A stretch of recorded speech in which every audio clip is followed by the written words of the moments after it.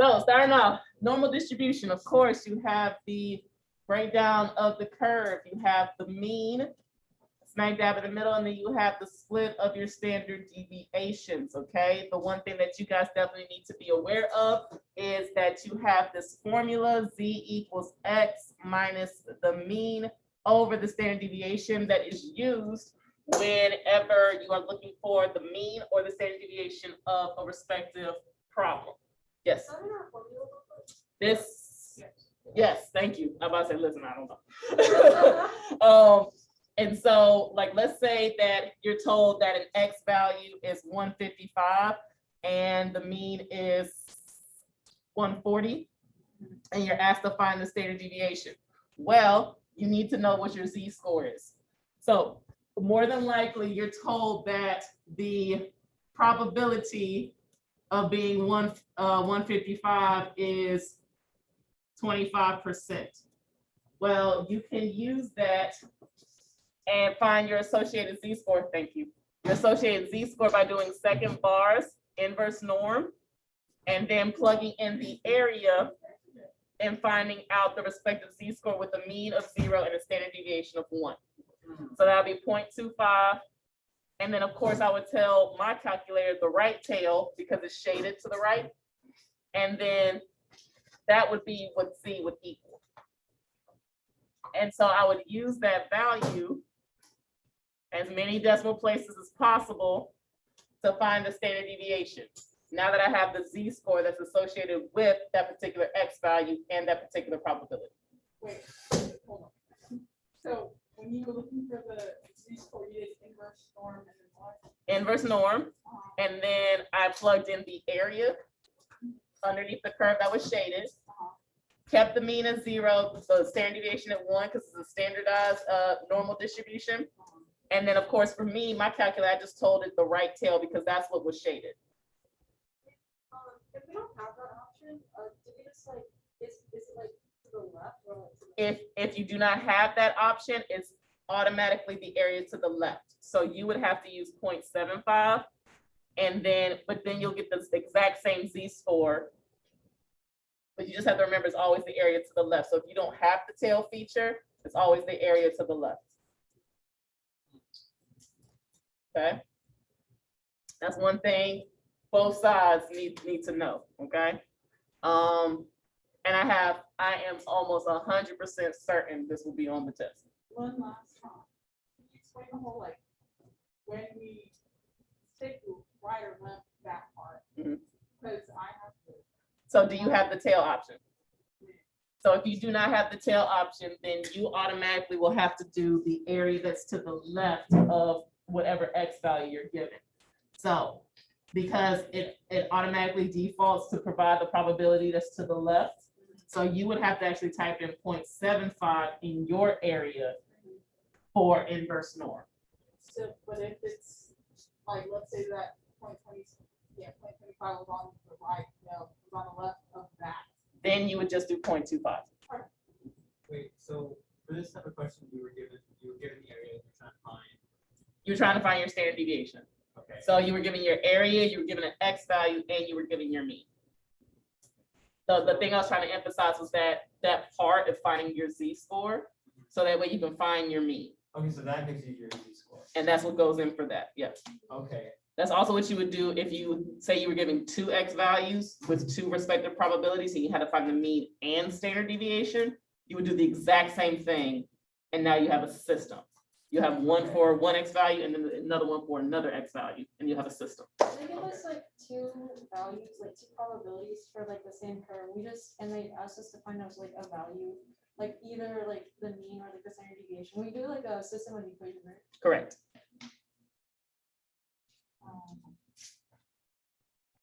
The breakdown of the normal distribution in general, of course, the mean splits your data into half and half. So you have 50% on the left, 50% on the right. But then one standard deviation is, anybody remember? Oh my gosh. 68%. And then 2 would be 95, and 3, 99. Are those values just like arbitrarily chosen? They're rounded approximations. Like, I think if you do it like fully in your calculators, I think it's like 68.34, something. And that one is 95.2 something, and then it's 99.68, something. So, but those are for, like, that would be if you were on a non-calculated question and they asked you to roughly estimate, or even if they said 68% of your data lies in between these two values, that lets you know those two values are your one standard deviation. Do you know, like the standard breakdown for a normal, What do you mean? like those? Those, I mean, it couldn't hurt, Okay. because you never know. I mean, that, if anything, that would be for a non-calculated paper. All right, and then also to keep going on normal distribution, second bars is always normal CDF. Normal CDF is used to find a probability. Okay, and then inverse norm is to find an X value when you actually know the mean and the standard deviation. We don't have to differentiate between mu and X bar as far as like extrapolation for this class, right? Okay. But like notation wise, not.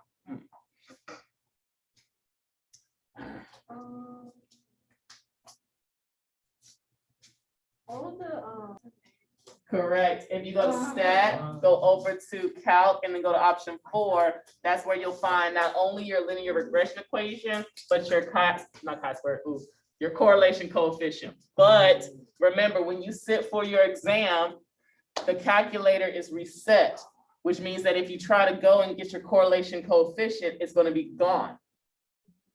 How do you get it back?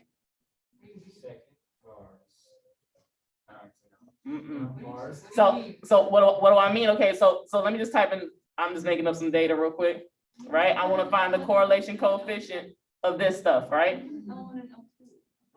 L1 and L2, linear regression. Make sure your frequency list is empty. Calculate. No R. How do I get it? Where is it? Second mode. Second mode. Quit. I can't quit. Yeah, come on now. Nobody remembers. Stat. No, not stat. Mode. Go to mode, Oh, it was mode, okay. and then you go to Second mode. stat diagnostic. It has to be on. Stat diagnostic has got to be on. So other things to remember when we try to calculate are on the first. Can we have like a run through Uh, right other- before the test? Yes, I will remind you. Okay. So go to mode, scroll all the way down to stat diagnostic, and that should be on. Okay? that makes sense, I couldn't find it on the. Yes, you got to remember that. So now when you go back and you got linear regression, now it's there. It does have a clock. All right. Also be aware that your calculator is back in radian mode. So if you're doing a problem and it involves degree, you got to change your calculator to degree mode. All right. Oh, yeah, speaking of like radians and stuff, how many radians are in a circle? Is it 2 pi. Why? That's the whole unit circle. Yes, you're a circle. Y'all telling you, y'all too smart for your own good. I swear. All right. Yeah, I shot myself. But if anything for you guys, when you sit for paper 2, and I will remind you of this, because I'm gonna be reminding A and I on both days, is that the stat diagnostic needs to be on, and you're now back in radian mode. Okay? Are we testing Even- the same way? No, y'all be testing in different rooms. You have a video on how to use your calculator. Yes, okay, so I have an old, not old, but I have a video where I go through calculator things to know, and I put it in the A&A playlist on YouTube, and then y'all can use that. It goes through normal CDF, binomial PDF and CDF. It goes over how to get Pearsons, how to find mean, how to find maximums and intersections, how to do like 10th groups and other random stuff. I still think you can saw like A on, X on like Y and Y. right? So when you have a strong correlation between your data, Mhm. the linear regression is a line that best fits that data for you to make predictions in between the lowest X value and then the highest X value, like highest data point. Okay, so anything within these two boundaries is called an interpolation, which means that you can use the line of best fit to make a valid prediction about whatever the association is between your X and your Y variable. So when you go through the process of stat calc option 4, that equation is used for you to basically make predictions about the independent or the dependent variable. With that, if you're given two of them, like when they switch the X and the Y, Oh. like X on Y. Yeah, and they so ask- Oh, you yeah. got it, never mind. mhm. So this is the equation for Y on X. They could also ask you for X on Y. What that essentially means is that in your calculator, when you go to LinReg, your X list is now L2 and your Y list is now L1 if it's X on Y. So then when you go to calculate, you'll have a different equation. So Y on X is the normal one, right? So Y on X is your normal linear regression. And that's all you're looking for. And that's all you're looking for. You just write it down like that. Yep, yep. Oh, But like, if we're looking for, like if they had a missing variable on one of them, and they asked you to okay, what's wrong with us? But, Sorry, let me correct this. Yes, you would switch the variables because it's Y on X. Oh. I mean, X on Y. Okay. So yeah, like, so in number 4, Yeah. when it asked you to calculate the line of X on Y, test 1 would have been L2 and test 2 would have been L1. So, and then you had to find the linear regression line of Y on X, so then you flip them back to normal. They pass through the same point, which is the mean point. So remember, linear regression are basically your lines of best fit for your data, whether it's Y on X or X on Y. The point that they always pass through is that mean point. And so that's what you're actually looking for. That point where they intersect is going to be the mean point, because whether it's X on Y or Y on X, they both have to pass through the mean point, which is going to be the same for both of them.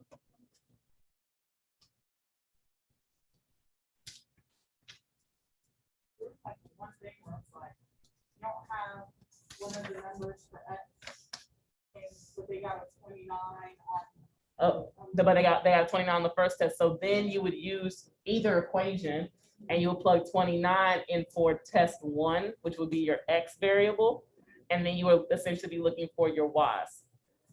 And it says use the appropriate regression equation to estimate Jennifer's mark on the test. You would have wanted to use the first one.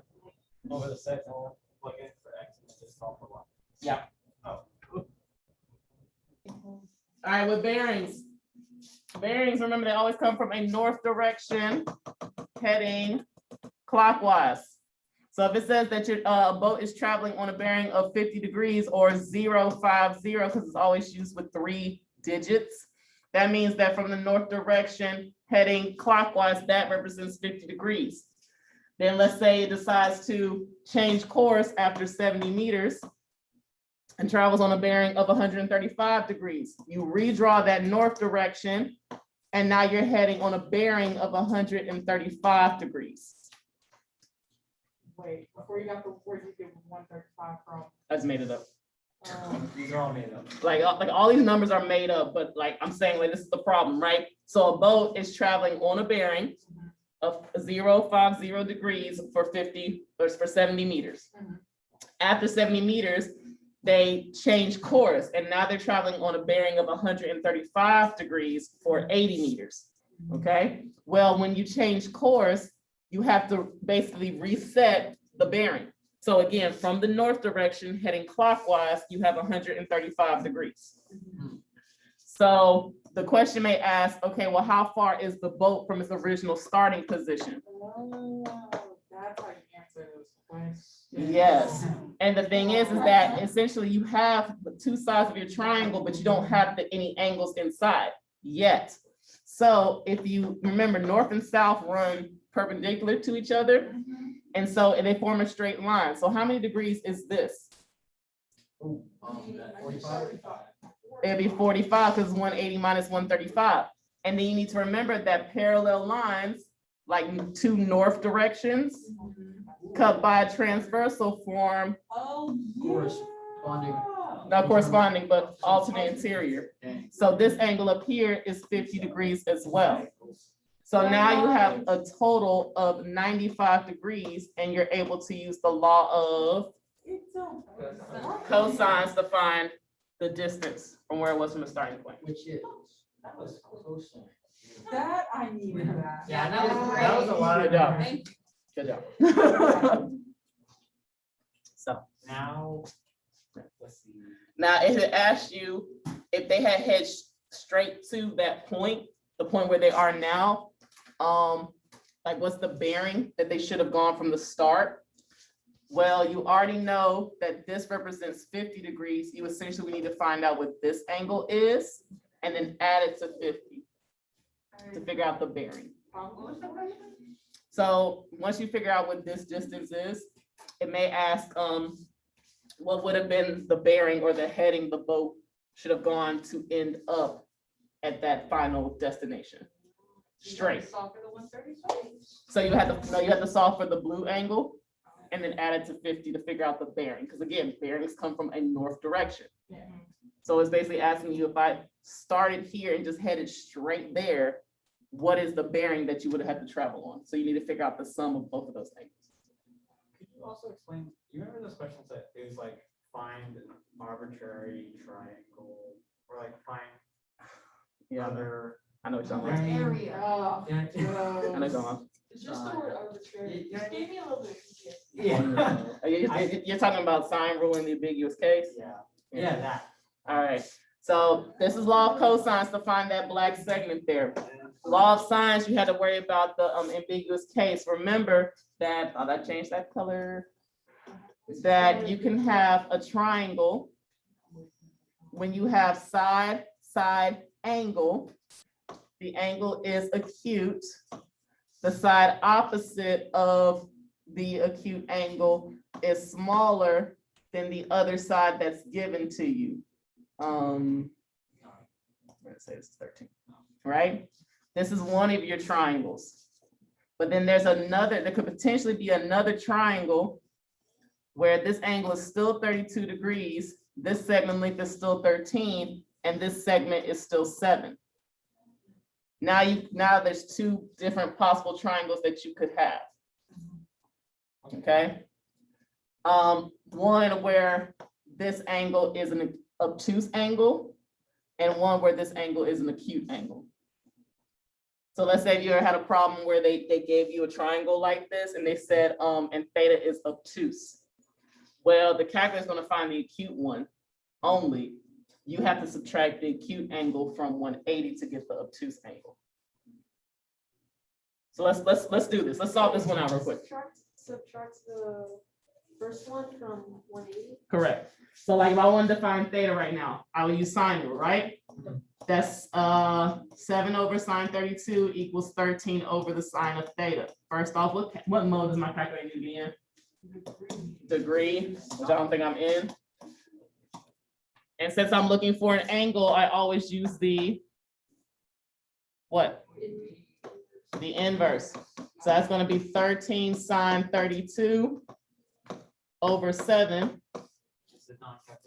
Oh no, this is definitely calculator. I would make Do it in your head. 2. Now, the only time that a trig problem would not be calculated is if the angle is on the unit circle. Don't forget about that.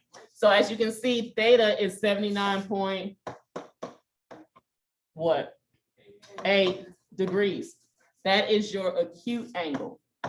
To find your obtuse angle, you subtract that value from 180, and that's possibly the second triangle's same angle.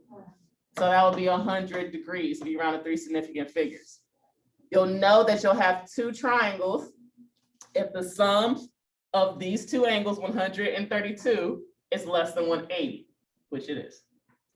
So you have two possible triangles here.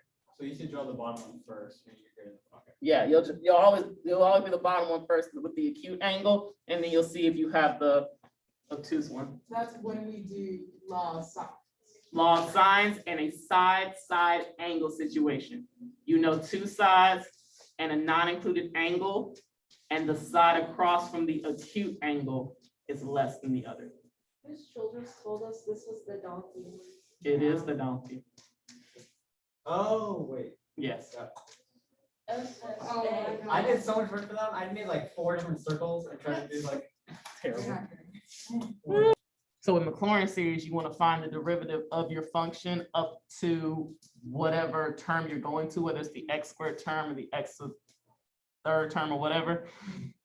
Evaluate it at 0 for each of your derivatives, and then plug it into the formula that's in your reference booklet. Okay. Yeah. And now we do your series. Okay, yeah, I can do that. By evaluating by theory, you can plug in zero. By plugging 0, yes. All right, permutations and combinations. Permutation is when order matters. Combinations when it does not matter. So you have 4 dogs and you're trying to arrange them for a picture. Combinations is when order does not matter. Doesn't matter which order the dogs go in, but permutations it would. You have your respective formulas for both. Permutations is n factorial all over n minus r factorial. Okay, but combinations is n factorial over r factorial, n minus r factorial. Okay. Was that dice question on there? Was that combination? A dice question was on the mock. Was that one of them? Go ahead. Okay, so if it says that was the probability of you obtaining at most 3 6s, that would be less than or equal to 3. This would be binomial CDF in your calculator, because you're technically finding the probability of getting no 6s, 1 6, 2 6s, or 3 6s. This is officially like what you want to write out for your work. But to actually get the answer, you would go into second bars, binomial CDF. Your number of trials is 5 because you're tossing it 5 times. Probability is 7/10, and your X value is 3. Remember, CDF can only do values that are to the left. So from 0 to the number, never greater than. They can only do less than. So the probability that it would be at most 3 would be 0.472. And then it says, what's the probability that you get your third 6 on your 5th toss?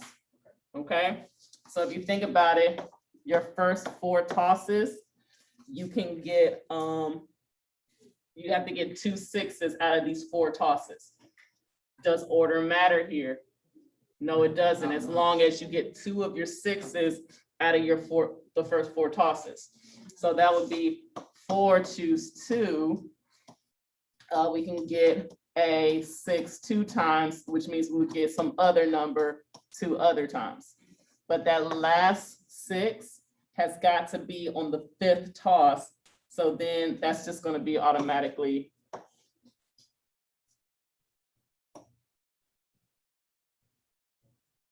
That probability goes into it. Yeah, it has to be 7/10 because you gotta have it on that 3rd one.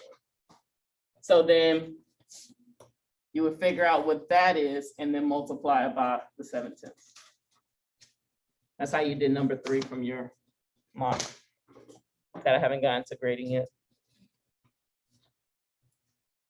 So this is essentially a combination part. Okay, if you had to do it by hand, which I doubt, this would definitely wouldn't be one by hand, but you would use the formula 4 factorial over 2 factorial times 4 minus 2, which is just 2. And then these don't cancel out. You'll just have 4 times 3 times 2 times 1 over 2 times 1 times 2 times 1. Cancel, cancel, cancel, cancel, so 6.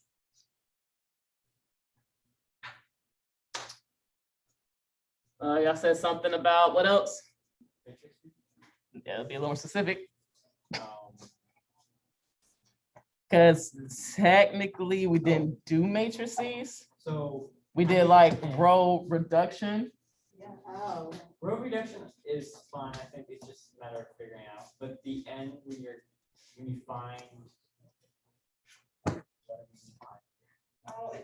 With your row operations, if you're dealing with like a 3x3 or a 2x2, you're gonna want ones in your diagonal to produce a solution, okay? Like that's the goal to get down to. So do whatever type of operations you need to do so you can have ones in your diagonal to get a solution. If you have all zeros at the bottom, so let's say you have all zeros at the bottom and then 0 over here, that would be an example of infinitely many solutions. But then if you have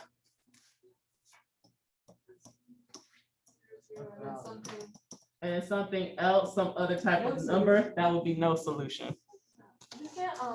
We can multiply the matrices but not divide them, right?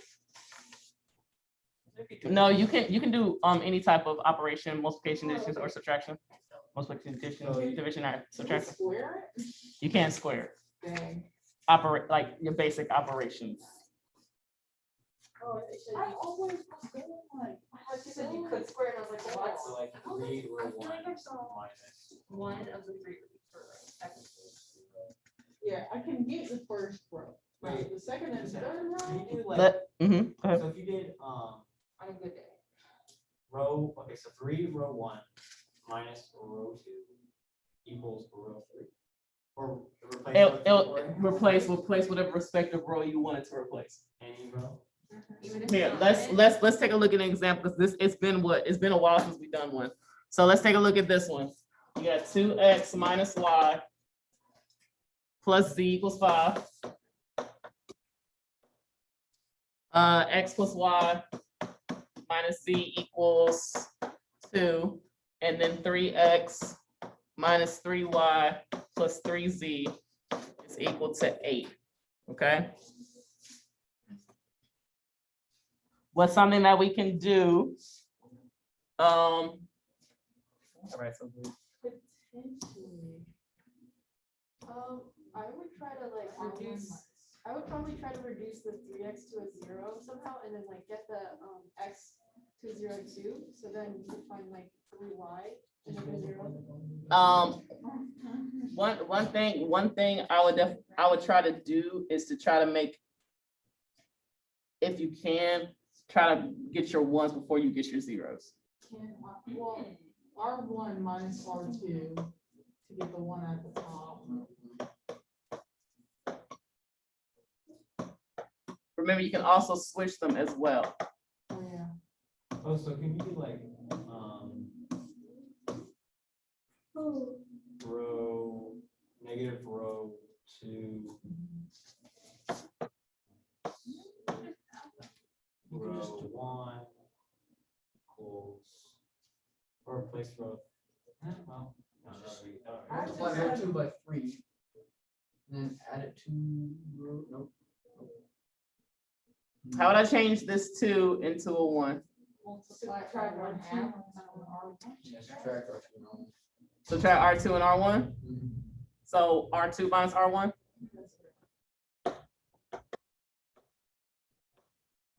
And that's gonna replace which row? So 2 minus 1 will give me a -1. Oh, what? So negative. Oh, Just like flip them around. Yeah. So then, and that's gonna replace row 1. So that's gonna be 2 minus 1, which is 1, -1 minus 1, which is -2, 1 minus a -1, which is 0, and then 5 minus 2, which would be 3. I think it's two. One because minus it's like one. negative one. One and minus plus a negative one, so it's two. Oh. Everything else stays the same. Yes, you can do multiple operations in one. Me personally, I'm gonna do them separate so I don't confuse anything. Now what? So 1/3 R3 is gonna replace R3. So all the other rows stay the same. This is gonna become 1, -1, 1, and 8/3. So I need to get zeros now. So what can I do?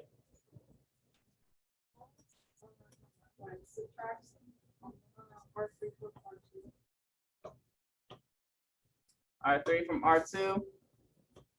So R2 minus R3.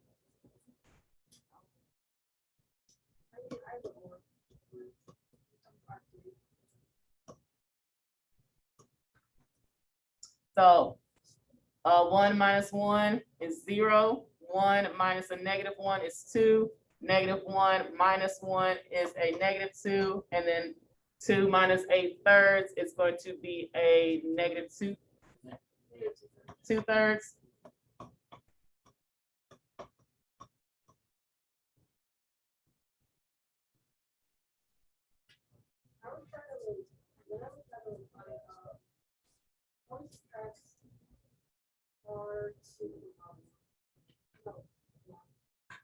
Subtract R2 from R1. So R1 minus R2 replaces R2.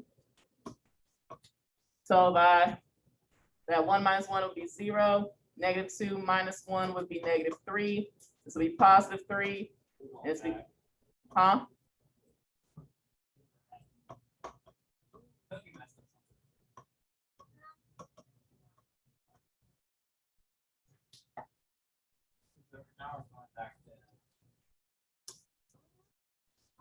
No, we're getting there. Yeah. Yeah. Just try to reduce that 2 to 0. So yeah, so now you gotta turn this 2 that's in this spot into a 0. And I mean, you also need those to be 1s, but You could add a -1/3 row 2 to it. Do, how about this? Do something. We'll do this simultaneously. Let's do -1/3 R2 to replace R2. And then once we do that, that will turn into a +1.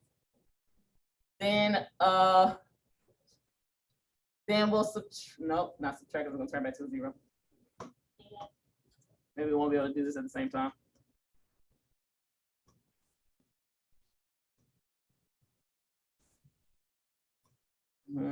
Space.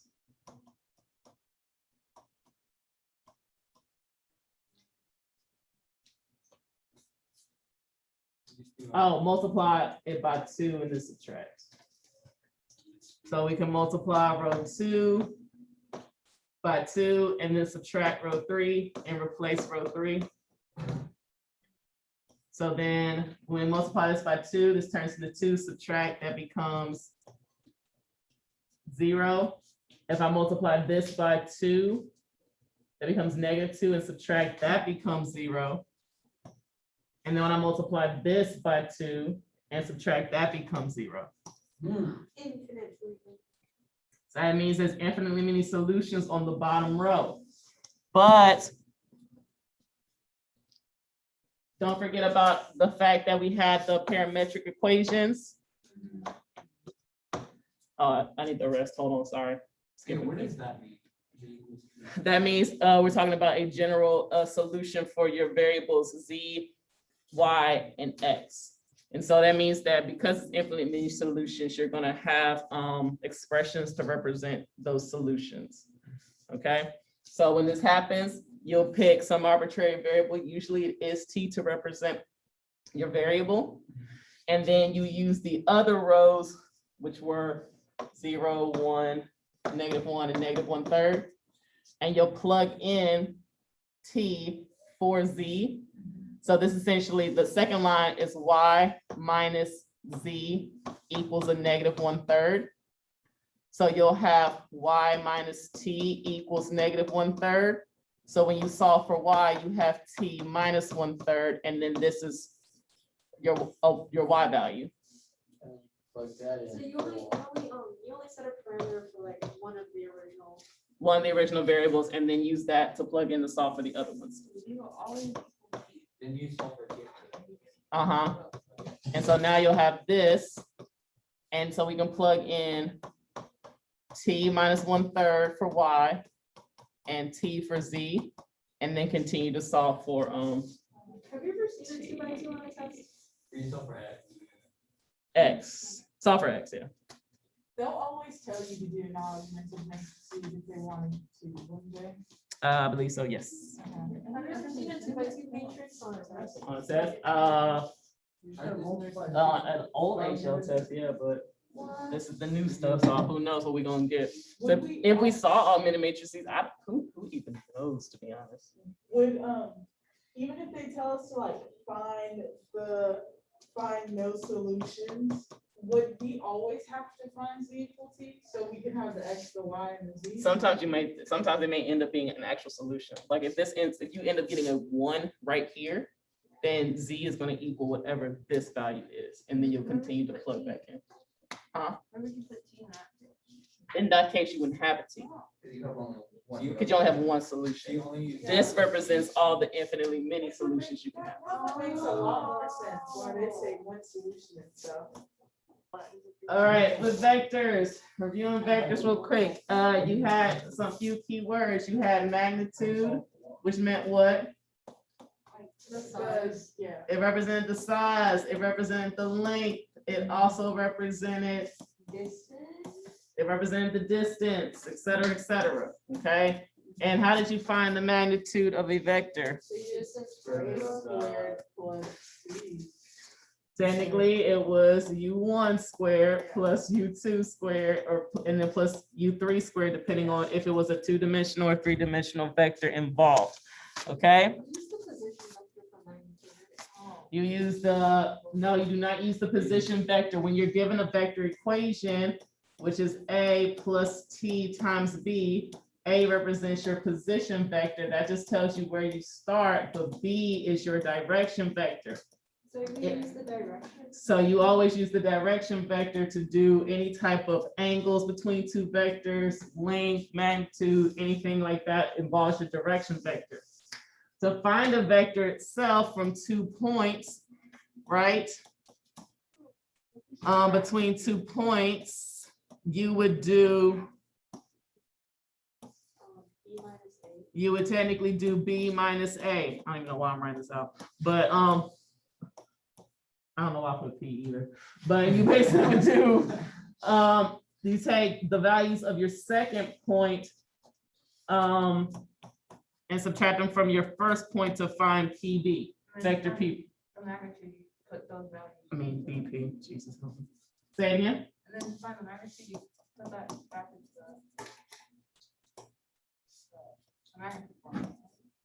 Yes, so you have to actually use this answer, the result that you get from the subtraction, that's what you're actually taking the magnitude of. Like you use that to find what you need. Tangent inverse of b over a was used, was more simply when you were just trying to find the direction of just a single solitary vector. But then you had the formula that was to find the angle between two vectors. So don't forget about that. Scalar multiplication, that's pretty straightforward because you just multiply each respective component. But you also had the dot product of two vectors. So how did you find the dot product between two vectors? You multiply. Multiply like each like Row? I guess, Yeah. and then add the components to it. And then you put that, wait, no, never mind. You think it's, yeah, think a little, I know where you gotta go. And then like divide by the magnitude. No. You're thinking to find the angle between two vectors. I'm just talking about the straight dot product, okay? Okay. And so then you'll have 28, so you'll have 32. What if 32 actually was 0 instead? What does that mean between the two vectors? They're perpendicular. If the dot product is equal to 0, that means they're perpendicular vectors. Is less than 0 and greater than 0? Not for vectors. What is 32? 32 means that's the product between the two. What does that show? Huh? What does that show? What does that show? Perpendicular? That will help us determine if they're perpendicular or not. Okay. Yeah. Well, if you're So the- greater than- or So the don't- result will be a scalar. I'm trying to figure out, that's from less than. It tells you it's not perpendicular, but it doesn't tell you that they don't So intersect. that's all it said. That's all. Mhm. Okay. Let's say you're given two vectors and you're asked to determine if they're parallel. Of course, we know how to determine if they're perpendicular, but these right here, the dot product equals to 0. Parallel vectors are scalar multiples of each other. So let's say you have this vector here, and then you have this one here. They will be parallel to each other because clearly this one is nothing but your first vector times by 2. You can also do it by finding, what was that formula? The magnitude of A times the magnitude of B. Oh, yeah, I think it is times cosine something. Jonathan, what was that formula that you were showing me?